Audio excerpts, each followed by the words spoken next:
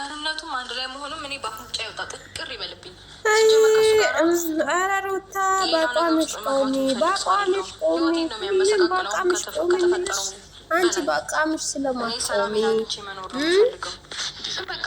ተግባር ስለሌለሽ። አሰላሙ አለይኩም ወራህመቱላሂ ወበረካቱ። እንዴት ናችሁ? ደህና ናችሁ አላችሁት? አለሁ አልሐምዱሊላህ። በእኔ በኩል ሰላም ነው ውዶቼ፣ ፍቅሮቼ፣ የመዳም ቅመሞች እንዴት ናችሁ? ሰላም ናችሁ? አለሁ አልሐምዱሊላህ። እና እቺ ቅሌታም የሆነች ሴትዮ ማለት ነው የምታወራቸውን ቃላት ሌላ የምትተገብረው ሌላ ቃላትና ተግባራት የተለያየ ሰው ልቡም ቀልቡም ሁሉ ነገር የተለያየ ነው ማለት ነው። አንድ ሰው ሁለት ልብ፣ አንድ ቦታ ላይ የይቅርታ ልብ ይዘት ትመጣለች፣ አንድ ቦታ ላይ ደግሞ የጥላቻ ልብ ይዘት ትመጣለች። ግራ የምታጋባው ግራ ታጋባች፣ በራሷ ግራ ተጋብታ ሰውን ግራ ታጋባለች። አሁን በቃ ትላንትና ስታለቃቅሰው አይቼ ማለት ነው። እስቲ የእሷን ፎቶዎቹን የእሷ ቪዲዮቹን መለስ እያረፍ ልዮ እያልኩ ማለት ነው። እነዚህ ሁላ ጉዶችን እንግዲህ የእሷ ማለት ነው ራሷ ወደ ፈቅዳ ሚዲያ ላይ የዘረችን ነገር ለማምጣት ለማውረድ እኔ ምን ያሳፍረኛል? ወደ ፈቅዳ ማለት ሚዲያ ላይ የዘረችው። ስለዚህ እኔ አይደለም ማንኛውም ሰው የሚያየው ነው የሚከተላት ነው እና በጣም ነው የምትገርሚ። አንቺ አሁንም ወደ ራስሽ ተመለሽ። ትዳር በበቀል የለም፣ ትዳር በፍቅር በፍቅር የለም። ምቺ ከሆነ ትዳርሽን መያዝ ከፈለሽ ራስሽ ሆነሽ ነይ፣ ሰው አትጨምሪ። በትዳር መሀል ላይ ሶስተኛ ወገን ገባ ማለት ትዳርም ቤቱን ፈረሰ ማለት ነው። እኔ ሁሉም እንደምለው ነው ትዳር መሀል ሰው መግባት የለበትም። አሁን ይሄ ልጅ ህይወትሽ ለተጫወተበት እንጂ አንቺ አብርሃም ላይ ምንም አልተጫወተበትም። ጌም ኦቨር የወጣሽው አንቺ ነሽ እንጂ አብርሽና ሄርሜላ አሁንም ወደፊት እየተጓዙ ነው። ጌም ኦቨር ወጥተሻል አንቺ ራስሽ ማለት ነው። እነሱ ላይ ጌም ኦቨር እያልሽ ጌም ኦቨር የሆነሽ ቀራሽ እኮ። ትዳር ላይ ደግሞ ትዳር መሀል ላይ ደግሞ ጌም ኦቨር የሚባል ነገር ይላል። ጌም ኦቨር የሚባለው ማለት ነው አሸንፈሽ ወይም አንድ ወገን ሲሸነፍ ጌም ኦቨር የሚባለው ያው ሽልማት ነገር ለሚኖረው ነገር ነው። ይሄ ደግሞ ማለት ነው አንቺ አሸነፍ ባልሽ አሸነፍ ጌም ኦቨር የሚባለው ሽልማት የማይሰጥ ነገርና ነገር ነው። ትዳር ነው፣ የህይወት ነው። ልጅ በተማላቸው አለ እና አንቺ ብዙ ነገር ሲሰሪ ያልፈራሽው የክብርሽን ያልጠበቅሽው ማንም ልጠብቅልሽ እንዲጠብቅልሽ አትጠብቂ ለማለት ይፈልጋለሁ። እና በቃ መልካም የመቃጠል ዘመን ይሆንሽ ነው የሚለው። ለምን አንቺ ፈቅደሽ ወደሽ ከገባሽ ቢረግጦሽ አይክፋሽ ለማለት ነው። እንግዲህ አንቺ በራስሽ ፍላጎት ነው ይህንን ነገር ሁሉ ሲታደርግ የቆየሽው። አሁን ትላንትና ማለቃቀሱ ምናምኑ ትላንትና ባይፍሬንድ ጋር የሰራሽው ቪዲዮ ላይ እንግዲህ እያለቃቀሽ ነው።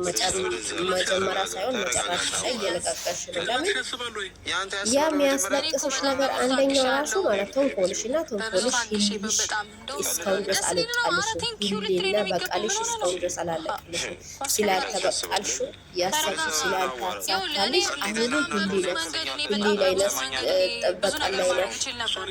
ስለዚህ ሁሌኛ ሰው ሁሌም የሚጎዳው እሱና እሱ ራሱን ነው። ሰውን ይጎዳል እያለ ራሱን ተጎዳ ይሄዳል። አንቺ ለራስሽ አሁን ሳስተሻል፣ ተጎድተሻል። ውስጥሽ እኮ ይናገራል ራስሽ ማለት ነው። በጥርስሽ ሰውን መሸወድ የለብሽም። አንቺ ራስሽን አዳምጪ የምትሰሚ ከሆነ ማለት ነው። ሆይ ሆይ ሆይ የሚሉሽን ሰው አትስሚ። አንቺ ልብሽና አይምሮሽ የሚያስበን ነገር ብቻ ስለሽ አሁን ሰው ባለበት ነው ልጆች በራስሽ ፍላጎት ምንም ነገር ወስነሽ አታውቂም። አንቺ የምትኖሪ ደግሞ ለሰው ነው። ሲልሽ ትሄጃለሽ፣ ሂጂ ሲልሽ ትሄጃለሽ። በቃ በሰው ነው የምትመሪ። ስለዚህ አንቺ አሁን ጅልነትሽን ተይና አሁን የልጅ እናት ነሽ። ወደ ራስሽ ተመለሽ፣ ልጅሽን አሳደጊ። በቀልም ለበቀል አምላክ ሲጮው በቀል የሚወጣው ራሱ የአንቺ የሚታመልክ አምላክ በቀል የሰውን የሚወጣው በቀል እያልሽ ራስሽን አትበቀይ። ራስሽን በራስሽ እየተበቃሽ ነው እና በጣም ነው የሚያሳፍረው።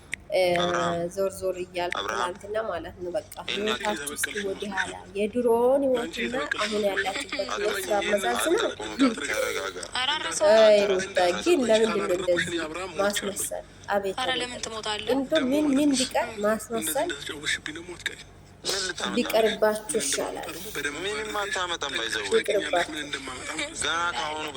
እና ዛሬ እንግዲህ ተካፍሉበታላችሁ። ሰው ስላለሽ እንዳይመስልሽ ይጸጽትሻል። በደንብ እንደሚጸጽት ሰውን ከሰውን በላይ ነው ያላት። በጣም ደደብ አይባል ማታ የሰራኋቸውም ስህተቶች በእናንተ መሀልም ገብቼ በማንኛውም በቃ በጓደኞችም ጋር ገብቼ ብዙ ተሰርቻለሁ።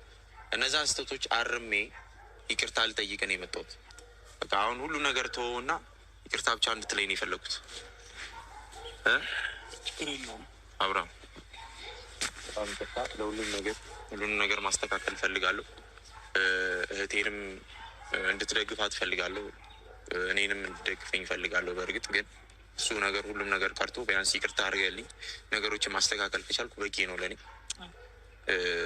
እስከዛሬ ለሰሯቸውን ስህተቶች በመሀልም ለገባሁት እንደገና በድጋሚ ይቅርታ ጠይቃለሁ። ማንኛውም ሰው ስህተትን ይሳሳታል።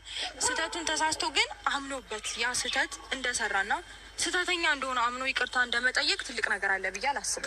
ስለዚህ ይህንን ነገር ደግሞ መግፋት ተገቢ ነው ብዬም አላስብም። እስከዛሬ ለተፈጠረው ነገር ደግሞ እኔም ነገም ከነገ ወዲያም የምመጣም የምገባም ሰው አይደለሁም። ልመጣብህም አልችልም። ለነዛ ነገሮች በሙሉ ደግሞ እኔም ያጠፋሁብህ ነገር ካለ ይቅርታ።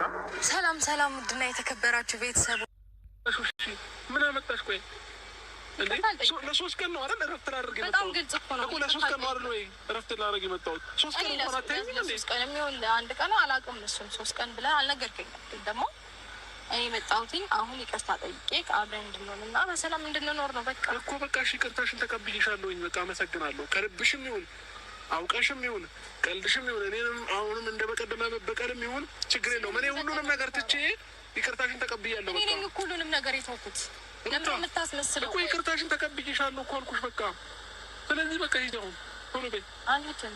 ሂጂ። እውነት አልሄድም። ለምን?